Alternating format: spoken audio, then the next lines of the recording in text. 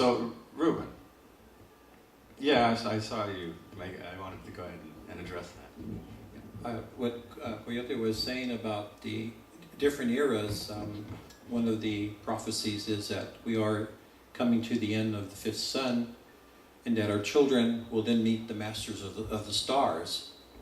So that probably is going on right now in terms of what our connections with the UFO phenomena. I wanted to also share what you mentioned about 9/11, because earlier today I had shared a story. When I went to Mexico in 1995, I met a young boy. At that time, his name was Claudio, who saw he and another boy were with a group of goats or shepherds, basically shepherding close to the volcano Mount Popocatépetl, which is the active volcano. It's surrounds close to Mexico City and some of the other metropolitan areas. Anyway, there was a flash of light. The goats were really scared. They formed into a protective circle, and when he turned around, he saw three beings. And one of the beings, they all wore big heads, tight-fitting clothing, and they told the boy that they were there to protect them, and they were there to protect the volcano from erupting. They were also there, and that there would be a small war in New York that would cause the entire world to go on alert. So that was 93, and I thought, gee, this sounds like the first World Trade Center attack. But boy didn't know anything about where New York was at. Then we took a film crew back, and he interviewed him, and he did a whole story, which was back in 1997. Again, the boy talked about this war that would occur in New York. Of course, it had happened. And so all these prophecies that we're hearing today, and we're starting to see a shift coming.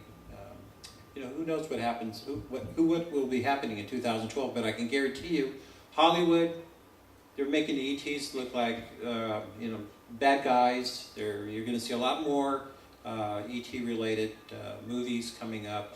The fear base, again. This whole thing toward catastrophe, again, it's just to promote fear, so we need to get away from that and just keep it an alert mind. You took I'll come back to you, Dorothy. You took the next question out of my mouth, which was, are we alone in this shift? So, Dorothy, I can see you're wanting to follow up. Let's go ahead and do that and stay on topic for a moment. This is interesting.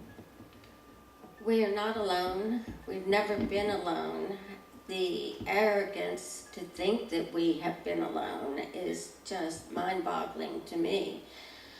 I don't know if you're familiar with the television show V for Visitors. It was brought out years ago because our governments thought that we were going to have contact for everyone to see.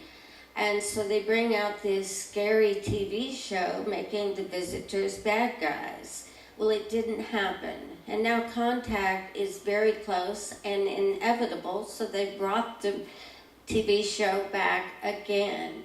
And so what I ask each of you to do is please know that we have been in contact, and there's going to be disclosure sooner rather than later, and there is nothing to fear except fear. Do not allow our governments, our media, to send you into a panic, please. So obviously we're going to leave, thank you, Dorothy, yes. We're going to leave no stone unturned tonight. So let's move back a little bit to preparation.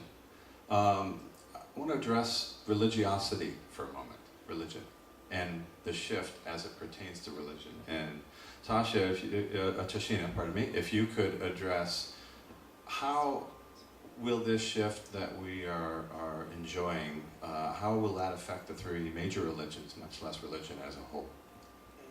Greetings again, and I just want to, for some reason, Spirit is just leading me to just kind of ask us to just, for a minute, because I know it's been a great long day of metaphysical healing. So everybody in the audience, can I just ask you to kind of plant your feet firm for a minute, put your hands in the upper position like this, in the position of receiving, and just do some deep breaths with me just to open it up for the healing that's taking place here. So we just breathe in through the nose and release. Ashe. Breathe in through the nose and release. And on this third one, let's make a little sound with it. Breathe in through the nose. And let's do a ah. Ah. Good. Because they were saying the energy, like the intensity was building in the room. So I was just feeling led just to release it and open it up, because we've just come out of really 8 hours of very intense healing. I mean, there was some master healing work being done today in that room. So it just led me just to open it up. And let me just preface my answer to that, or my response to that, with this. And it's kind of what you were saying, Mark, about the preparation. The preparation piece. For me, what I highly encourage folk is, again, and some of the other panelists have said this, is to avoid the paranoid, freaked out, focus on all the negative things that are happening. Because we can do that easily. But whatever we focus on, this is metaphysics, and you all know this. This is not Tashia's theory. This is metaphysics. If we focus on the negative is happening, what will happen? It'll get bigger. But if we focus on the positive that is happening, what will happen with that? It will grow. So things like the green movement are a preparation. This is what you can do. Get involved in some form of sustainability work in your community. Okay? Tapping into learning about evolutionary water sources. In the Ifa tradition, we have something called Ayamo, which means destiny.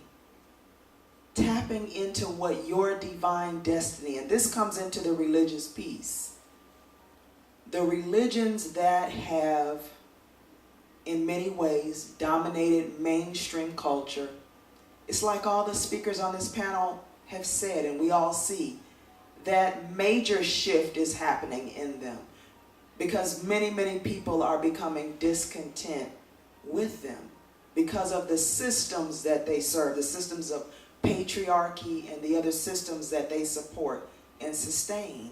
And so I think folks on a mass level are looking for spiritual direction and spiritual places to grow and evolve that feed diverse society. So that's one thing. Recognize and begin to embrace the healers in your community. We call them the gatekeepers. And you're looking at gatekeepers up on the stage.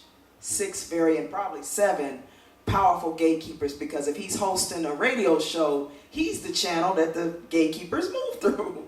Thank you. So we want to I said gatekeeper. But including them, they're gatekeepers as well. And lastly, you were speaking about the transformation agenda, and I'll close with this. There is a deity in the Yoruba tradition, in Ifa tradition, called Olokun. And Olokun rules the bottom of the ocean. And we also see that a lot of healing work with Yemoja, which is the Orisha that guides my head and rules over the ocean, in the Ifa tradition, with what she just took in her belly, the oil, with what she just took in her womb, there's going to be great healing that's going to come out of that. And again, I know we see it as catastrophe, but watch what the universe is going to do with all the negative things that we're seeing. The universe is going to use all of it for good. I'm going to say that again. The universe is going to use all of it for good. And so can you. Ashe. You Excellent. Can be a part of that. Ashe. Thank you, Tashia, for that. In essence, there is no bad. No bad. Truth or the absence of truth. No false. Okay, Can wonderful. I add Thank you. something to that? Yeah, please do. I'm going to bring a semi-discordant note, not because I disagree, but because the note has to be played. 500 years ago, my brother Xavier, his ancestors and my ancestors faced change as well, a shift. Visitors came from another world, whom we were expecting. We were expecting the gods, the enlightened beings from another place to come. And they did. And they brought plague, destruction, suffering. They brought the end of our civilizations long ago, 500 years ago. Many things that were good disappeared. Many things that were bad also disappeared. But consciousness continues, life continues. And now we're here in this situation again. And I ask you to be awake, to not believe whatever propaganda is imposed on you. When the government, you see industry pushing fear on you all the time, fear against the Muslims, fear against terrorism, fear against immigrants, fear against Mexicans. I'm not Mexican. He is.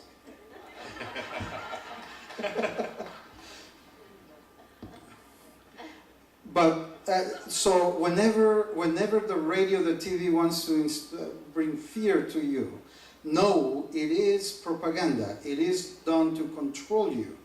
Okay? On the other hand, whenever government, big industry tells you to relax, that nothing wrong has happened, open your eyes. Open your eyes. Okay? The shifts are happening, that's true. And they are going to happen, they're happening inside of us.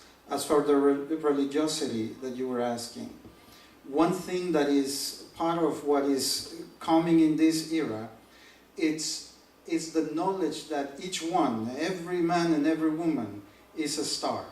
We are those angelic beings. You are the extraterrestrial intelligence that has taken residence in this flesh. Awaken to that. See?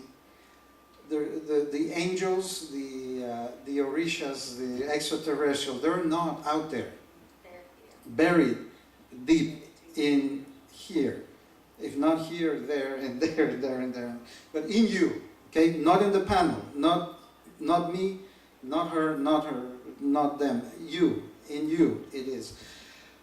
To awaken that star, to awaken that consciousness, that is the mode of learning. That is the religion to become the hallmark of this new era. There is no prophet, there is no church, there is no one outside of you Indeed. who is doing that.